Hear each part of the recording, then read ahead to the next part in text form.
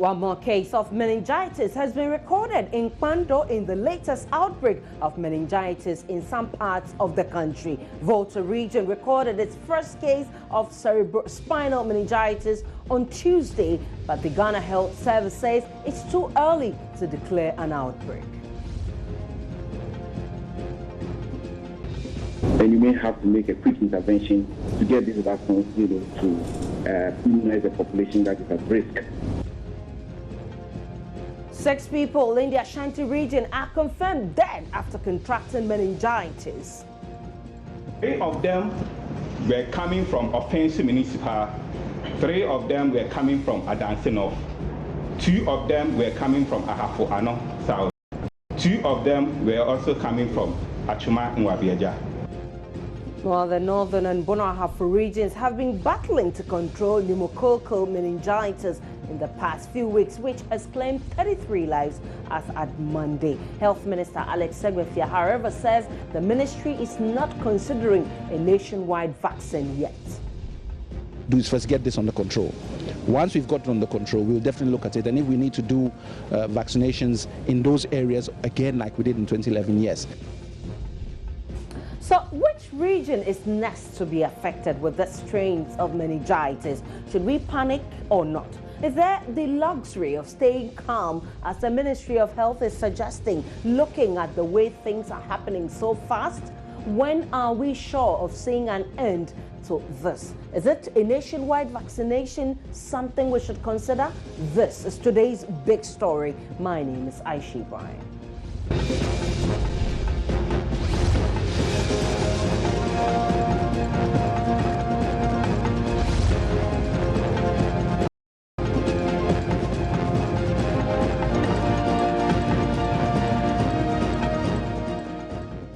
The disease has so far claimed over 30 lives in the Bono Ahafo region and northern region. It has affected dozens and keeps spreading in towns, especially in the Brong Ahafo region. Let's speak with our Volta regional correspondent, Mauli Yevu, who is reporting of a fresh case in Kwando. Good evening to you, Mauli. Thanks for joining us on today's big story.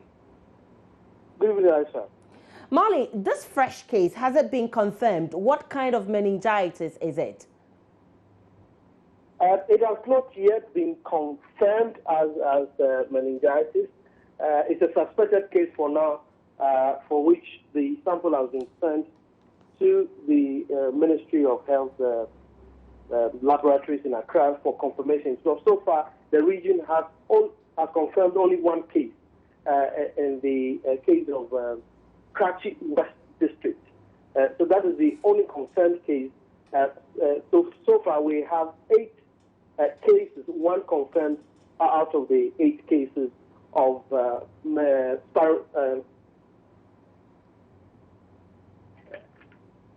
Hello, Mauli. Right, yeah, we're listening. You're still on air, Mauli.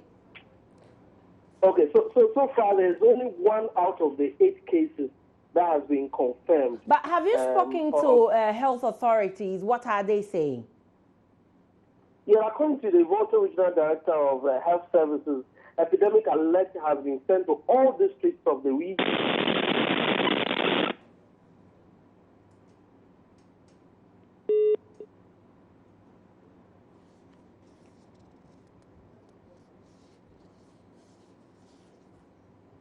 We lost Mauli on the phone. We'll try and get him back on the phone and speak to this fresh case that has been recorded in Kwando, which he says is not confirmed yet, but it's in the laboratories. But earlier we spoke with the Karachi District Health Director, Dr. Hilarious Abiwu. As you recall, Mauli said 1 case has been confirmed in the region, but he says that just 1 case is not something that should alarm us, so that we can declare it as an outbreak in that region. We can all listen to him.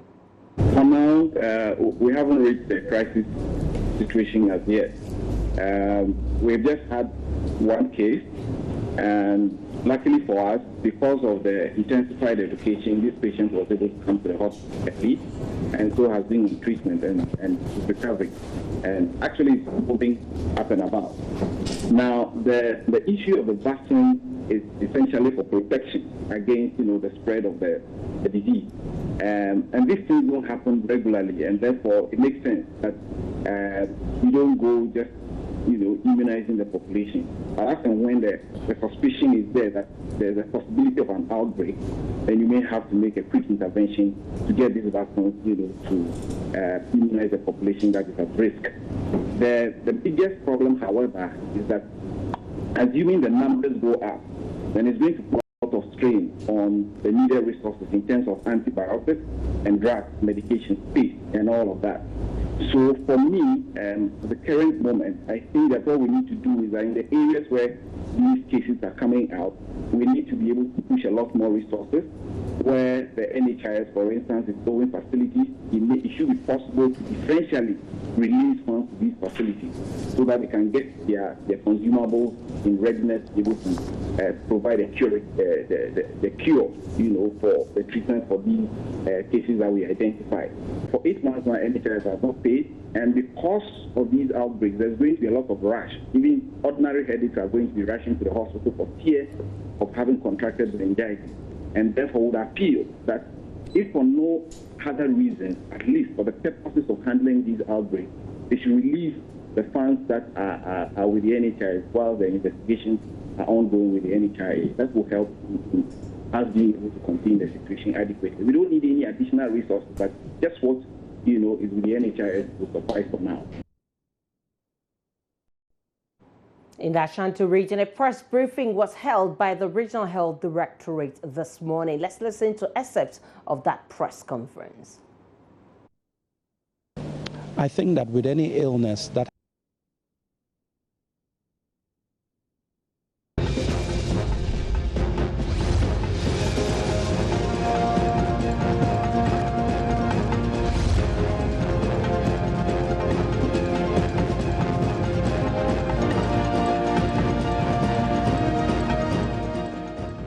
Three of them were coming from Offensive Municipal.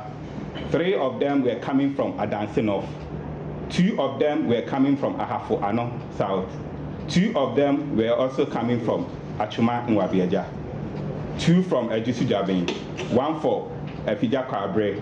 1 from Kumasi Metro. 1 from Atebubu. 1 from Offensive North. And 1 from Adanse South. But we have to emphasize that all these cases are not linked to the cases coming from BA. In fact, the case that we suspected from Atebubu, the confirmation was negative. So all these cases are just isolated cases, and we know it's possible for people to have what? Meningitis, because we have sporadic cases as and when. In fact, it will surprise you to know that last year we had 2 cases of meningitis caused by Haemophilus influenza type B last year. Okay, so these cases do occur. Now let's come to those who died from the case. We had 9 deaths coming from these 17 cases. 9 of them, 6 of them were really from cases that were confirmed. It means that 1 of them was not confirmed as bacterial meningitis, but the patient died anyway. So we can say that 6 of the deaths really came from bacterial meningitis. And the breakdown of, it's very important that we give you some basic demographics, the age, the sex, for us to have an idea. For the age, we had 1 less than 1 year, but he also made it. Then we had 2, 1 being 13 years and the other being 15. They were females, but most of them were more than 20 years. In all, we had 4 of the deaths coming from what? Pneumococcal meningitis. Ohime is our Ashanti regional correspondent. We can now cross over to him for some updates. Ohime, good evening to you. What's the latest from the region? Good evening, Aisha. The latest is that I have been speaking to residents of Kumasi, especially what they make of the presence of pneumococcal and meningitis, whether they are aware of these conditions. And unfortunately, majority of residents I spoke to seems not to be in the known of the presence of this condition, let alone know the symptoms and how the diseases are spread. According to them, they were hearing it for the very first time. Some of them were hearing it for the very first time. Even those who have heard it believe the disease was first discovered or announced somewhere in the northern, the Volta region. They were not in the known that indeed they live in the Ashanti region with the disease, where 6 people have so far died, even in respect of efforts by health officials who say they've increased surveillance and public sensitization on this issue. So how are the people taking this? For them, they believe the education or public campaign drive by the health officials is very low, so they have been calling on health officials to step up the public education so that more people will be in the know. Don't forget that the disease spread basically through the air, it's airborne, and also it's also spread at overcrowded areas. So they want health officials to step up efforts in educating the people. They know very well that Ashanti region, for instance, is known for social gatherings such as funerals and also religious gatherings. So yes, they want health officials to increase their public education so that more people will get to know this, and more people will also be able to protect themselves against the disease. Well, many thanks to your Himenteria for the update from the Ashanti region. On the other phone line, we have Mauli Yavu back on that line. Mauli, we're talking about this fresh case in the region. That means that we should step up education. What can you say about education in that region? What I can say for sure is that the Regional Health Directorate is engaging a number of radio stations across the region to carry out some education on the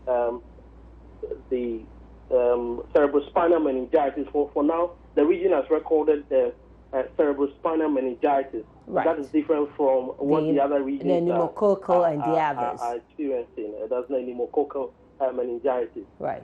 So there's some efforts by the Regional Health Directorate to get the people informed about the disease, and especially communities where the cases have been recorded. So we now have 6 districts recording cases of meningitis, suspected cases. So for now, we only have 1 case confirmed so far out of the 8 cases reported so far. And according to the Regional Health Director, Dr. Joseph Nuete, epidemic alerts have been sent to all the 25 districts of the Volta region to put the health authorities, the health facilities, and people on the high alert for any symptoms of the disease for immediate attention.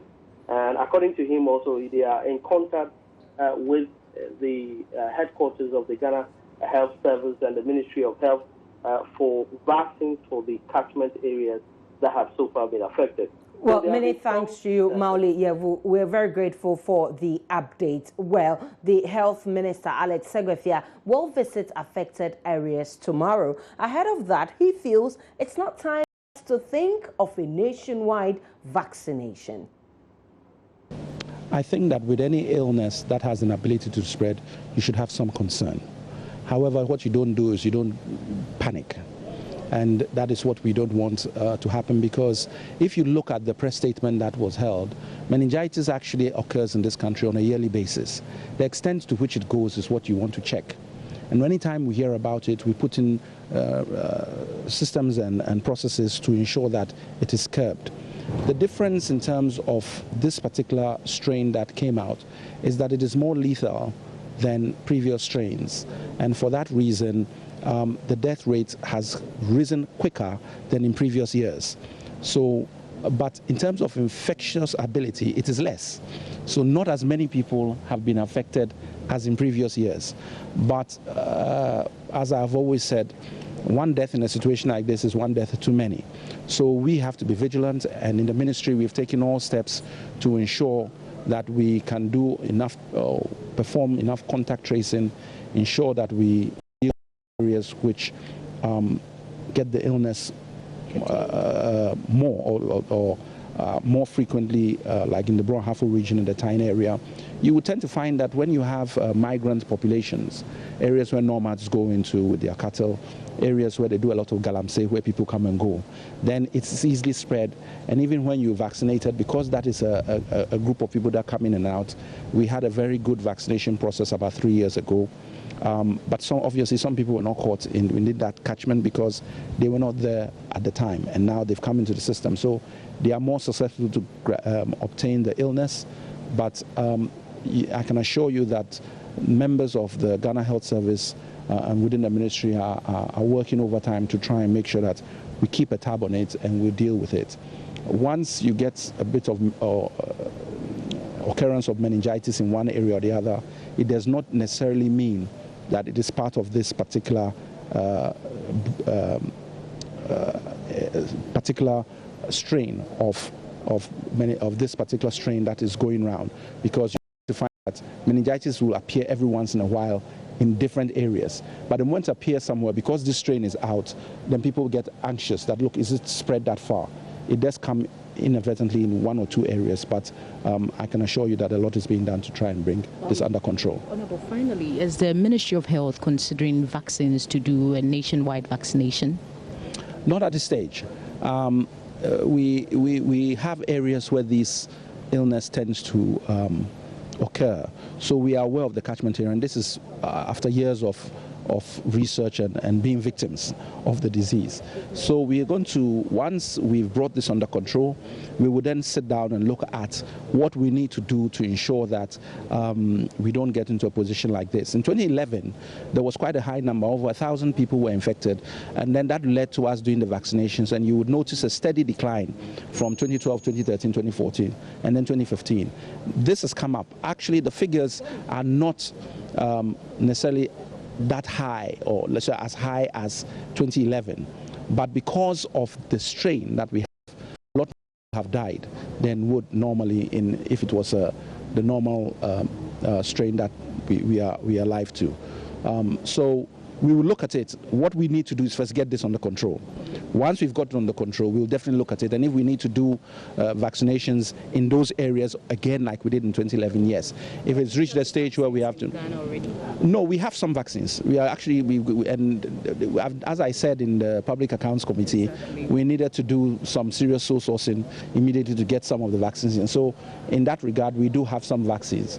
When you decide to embark upon a sector or zonal vaccination program, then you have to look at the numbers and then do a proper procurement for that process. And if it's nationwide, it gets even bigger.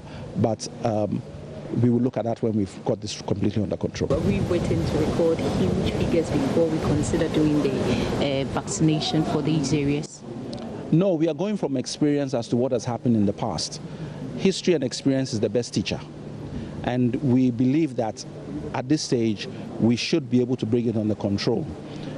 We have to do a lot of education, and now people are going around doing that.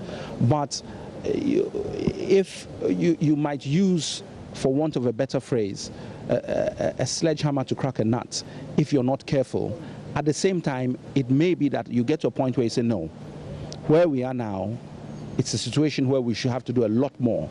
And now we don't just need a sledgehammer, we need a crane. And so that's the way. But you look at it based on history, and you look at what is on the ground now and what is happening, and then you take it from there. You notice that they are even talking of a different strain coming out. So for that reason, you have to be clear what it is that is actually causing it and where we are. And it's a bit premature to jump the gun. But I can assure you that there's enough expertise in the country to look at the problem. And as we go through it, the experts will inform us, and we'll take it from there.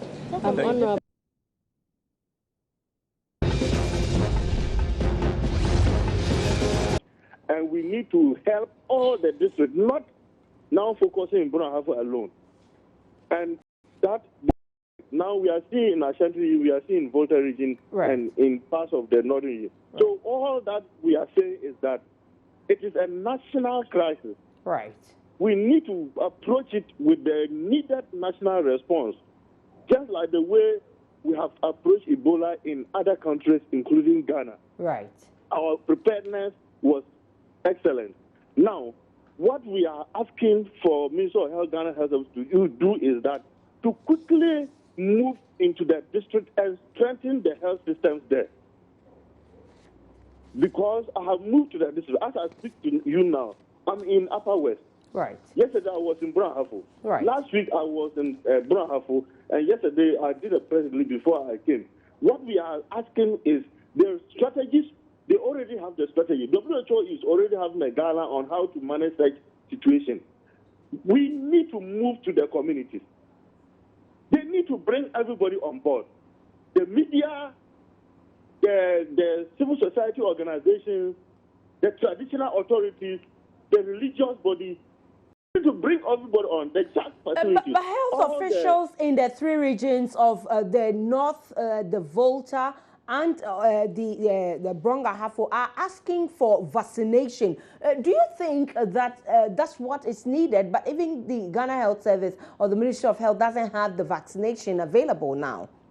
Yesterday, the Deputy Director of Public Health assured me that the vaccines were moving from Accra to Brong-Ahafo, and that by close of day, they will start distributing.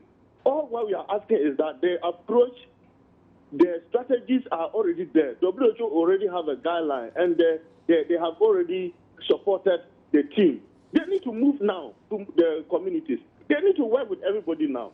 This is not the time to release strategies in a piecemeal. This is the time for all hands on deck. They cannot manage alone. Public health issue is a social issue. It has socio-economic impact. We are already heading towards a big issue in our national budget.